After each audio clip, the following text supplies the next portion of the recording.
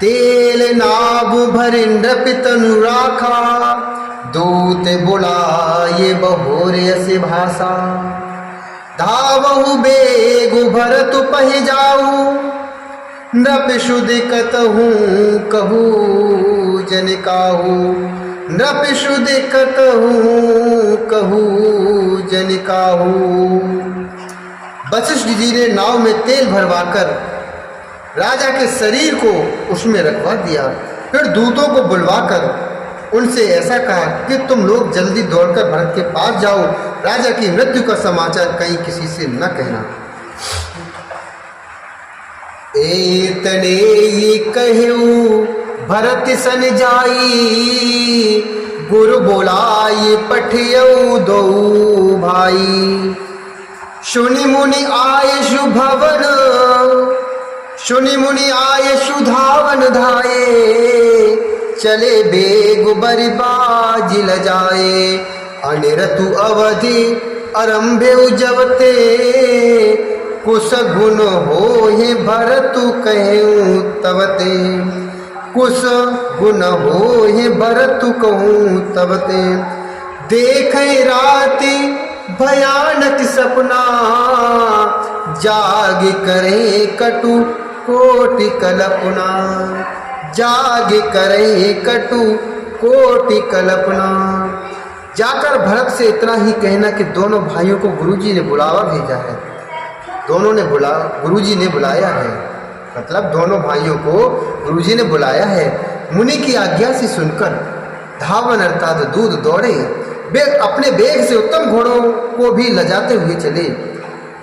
जब से अयोध्या में अनर्थ प्रारंभ हुआ, अनुरथ अवधु आरंभे उजवते, तभी से भरत जी को अपशकुन होने लगे।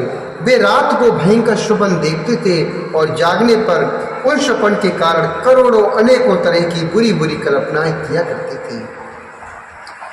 विप्रुजवाई देह दिन दाना, शिव अभिषेक करे विधि नाना। मागे हृदय महेश मनाई, कुशल मातु पितु परिजन भाई। कुशल मातु पितु परिजन भाई। अनिष्ट शांति के लिए वे प्रतिदिन ब्राह्मणों को भोजन कराकर दान देते थे। अनेकों विधियों से रुद्राभिषेक करते थे। महादेव जी को हृदय में मानकर उनसे माता पिता कुटुंबी और भाइयों का कुशल क्षेम मांगते थे। ए विद सोचतु भरतु मन, ए विद सोचतु भरतु मन। धावन पहुँचे आई, गुरु अनुशासन श्रवण सुनी। चले गणेश मनाई, गुरु अनुशासन श्रवण सुनी। चले गणेश मनाई। भरत जी इस प्रकार मन में चिंता कर रहे थे कि दूत वहां आ पहुंचे। गुरु जी की आज्ञा कानों से सुनते, गुरु जी की आज्ञा कानों से सुनते ही वे गणेश जी को मनाकर चल पड़े। चले शमीर बेगु है हाके, चले शमीर बेगु है हाके। नाग तु सर तु शैल बनु बाके, हृदय सोचु बड़ कछु न सोहाई। अस जाने जिए जाऊड़ाई, अस जाने जिए जाऊड़ाई। एक निमेष बरस समुझाई, ए विधि भरत नगर नियराई।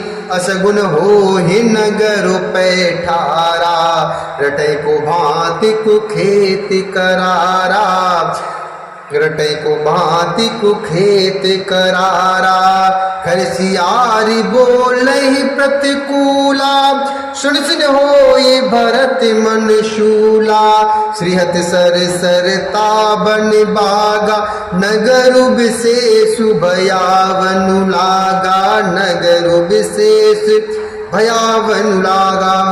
हवा के समान वेग वाले घोड़ों को हाँकते हुए वे निकट वे विकट नदी पहाड़ तथा जंगलों को लांघते हुए चले। उनके हृदय में बड़ा सोच था, कुछ आता नहीं था। मन में ऐसा सोचते थे कि उड़कर पहुंच जाऊं।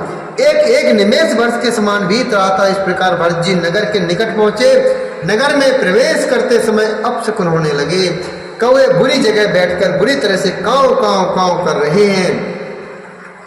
गधे और सियार विपरीत बोल रहे हैं। सुन सुनकर भरत के मन में बड़ी पीड़ा हो रही है। तालाब, नदी, वन, बगीचे शोभाहीन हो रहे हैं। नगर बहुत ही भयानक लग रहा है। नगरु विशेष भयावनु लागा। खगु मृगु है गए जाहि न जोए। राम वियोग कुरोग बिगोए।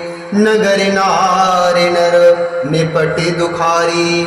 मनहु शविन सबु संपतिहारी। मनहु शविन सबु संपतिहारी। श्री राम जी के वियोग रूपी बुरे रोग से सताए हुए पशु पक्षी, घोड़े, हाथी ऐसे दुखी हो रहे हैं, देखे नहीं जाते। नगर के स्त्री पुरुष अत्यंत दुखी हो रहे हैं, मानो सब अपनी सारी संपत्ति खोकर अर्थात हार कर बैठे हों। होरो जन मिलहि न कहीं कछु। होरो जन मिलहि न कहीं कछु। गवई जोहार ही जाही। भरत कुशल पूछ न सकहि। भय विषाद मन माही। नगर के लोग मिलते हैं पर कुछ कहते नहीं। गौ से अर्थात चुपके से जोहार अर्थात वंदना करके चले जाते हैं। भरत जी भी किसी से कुशल नहीं पूछ सकते, क्योंकि उनके मन में भय और विषाद छा रहा है। बोले श्यावर रामचंद्र भगवान की जय। बोले हनुमंत लाल की जय। बोले श्री हरिनारायण भगवान की जय। गणेश भगवान की जय।